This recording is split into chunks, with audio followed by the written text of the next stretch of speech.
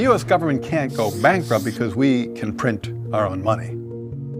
It obviously begs the question, why exactly are we borrowing in a currency that we print ourselves? I'm waiting for someone to stand up and say, why do we borrow our own currency in the first place? Like you said, they print the dollar, so why does the government even borrow? Well,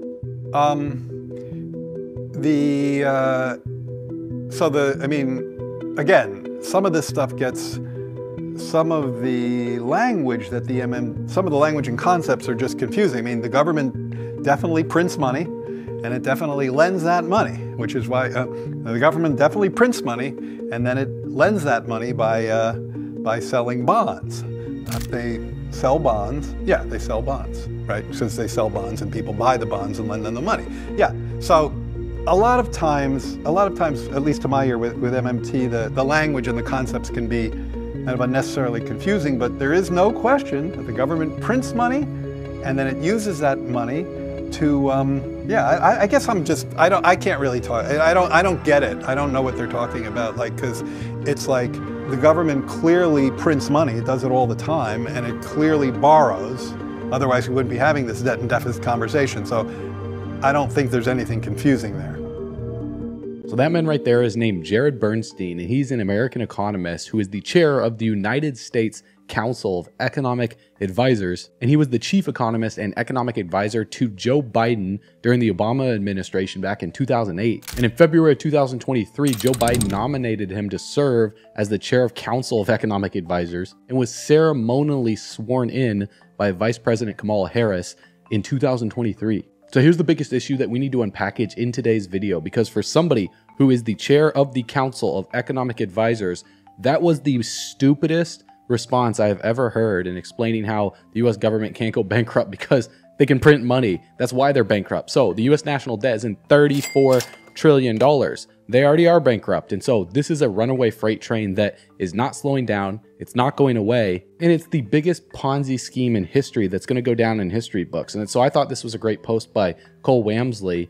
This is insane. It's a blatant obvious sign of the impending doom of the US dollar and all fiat currencies. So this is as important as anything you will listen to and watch this year. The United States Treasury issues bonds and other investment securities. So they call these treasuries. You know, the US government issues treasuries when the federal government spends past their budget, resulting in what's called a budgetary deficit. The sale of treasuries makes up for the loss, and the treasuries are sold and tracked as US debt. So this is the substance of the $34 trillion debt number in the United States. And here's a key point to understand. The US federal government has been in a budgetary deficit in 49 of the last 53 years, with the last surplus being in 2001. But yet, even in that 2001 budgetary surplus year, the total debt amount increased. So you might be asking, well, why is that? Well, it's because a whole bunch of debt from past years came due. So the US Treasury issues their treasuries with time periods of ownership ranging anywhere from like 4 weeks to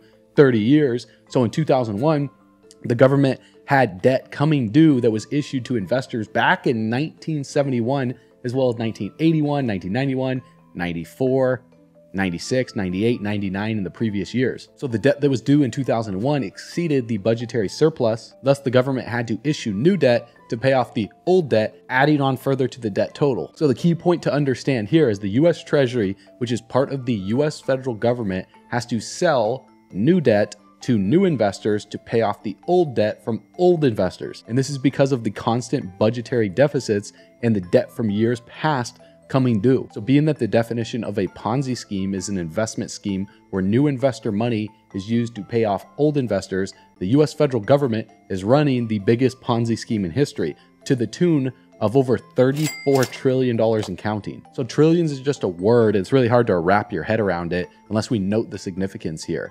If we look at the word a billion, well, a billion seconds ago was 1993. So that's just 31 years ago. Whereas a trillion seconds ago was 30,000 BC. Now take that and multiply that number by 34.7. That's the entire scale of the United States debt bill. But the problem here is this gets even worse because the US Treasury always has to have buyers of its debt, because if they don't, they won't be able to pay off their deficit spending and the old debt coming due on top of the interest on that debt. So if they fail to pay those off, the government would default and collapse. So the big question remains is, who's going to buy all of the US government debt? Well, the largest buyer and owner of the US federal government debt is the US federal government themselves. So I want you to just take a second to contemplate how insane that actually is, because the US government spends in a budgetary deficit, then issues treasuries to pay for their spending, then at a bigger rate than everybody else, buys the treasuries to cover the loss. So the US government is not only the owner of the Ponzi scheme, but they're the old investor and they're the new investor. And everyday Americans that are working a 9 to 5 are at the bottom of the pyramid thinking that they're climbing a ladder. So the biggest question of all is, how did they get away with this? How do they even do this? Well, it's really simple. They have a money printer, so the debt is not even real. And the biggest problem of this is the United States is not the only country that runs this playbook. 182 out of 222 countries in the world are in budgetary deficits. And the US is the kingpin of the modern monetary world. They are the head honcho, the high priest, the big cheese, the list goes on, and the current global financial economy is built on the backs of the United States. There would be a massive problem if the United States had debt buyer troubles. Now, in short, an increasing amount of investors are growing scared of the United States debt situation, turning them away from purchasing US treasuries. So with lower demand, the US Treasury is starting a buyback operation aimed to, as they say, improve liquidity in the treasury market. So what's really happening is that the Treasury is using their money printer to directly buy the treasuries that they are issuing, ensuring those low demand treasury auctions don't continue. So this causes inflation in the money supply, which is a very, very dangerous outcome.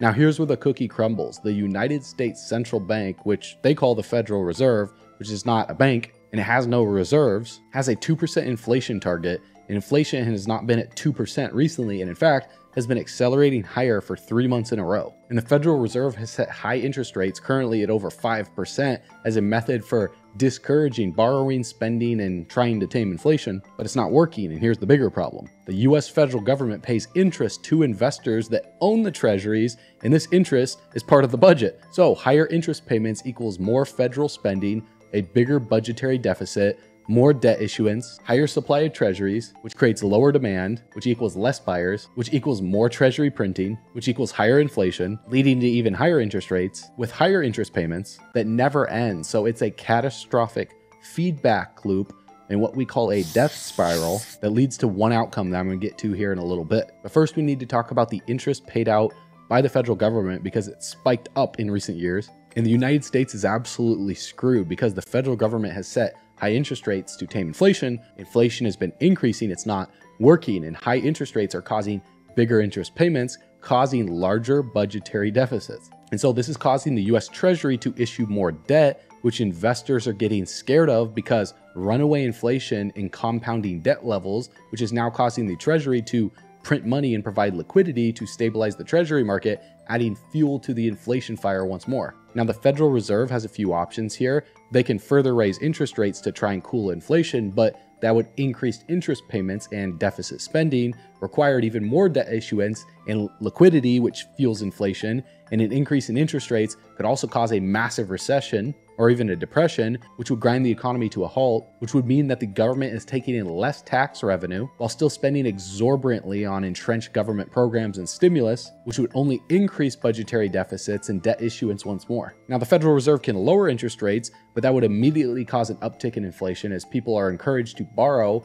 and spend with lower interest rates, which would then force the Fed to raise interest rates again. Now, another option is the Federal Reserve can admit defeat in their goal to tame inflation and then raise the target to like 3 or 4%, but that would signal that the system is failing, which would cause a further loss of confidence, which would result in less treasury buyers, resulting in even more inflation, and would create demand for higher interest rates because treasury investors want to keep up with inflation, which again causes bigger interest payments and so forth. So it's a debt spiral and there's no way out, and you are witnessing it live. These are years that will go down in the all-time history books. Even fiat currencies have failed, and for the same reason, turning on the money printer is just too tempting for the Fed. Now, don't forget, the US government will never let the treasury market fail because that would result in an automatic default on the debt and an unbelievably chaotic avalanche of collapse. So rather than defaulting on their debt, they will always turn to the money printer to bail things out. The Treasury will continue to print more money to keep the system afloat as evidenced by their upcoming buyback operation, but inflation is the fatal flaw, and the Ponzi scheme is in its final chapter where the end game is drawing near, because the inflation train has left the station and is never coming back. And the pandemic completely put the ruin into hyperdrive. Inflation ran away, now it cannot be tamed, as it's feeding on itself, and it will continue to do so over and over gradually, and then suddenly, poof, it's all gone, worthlessness.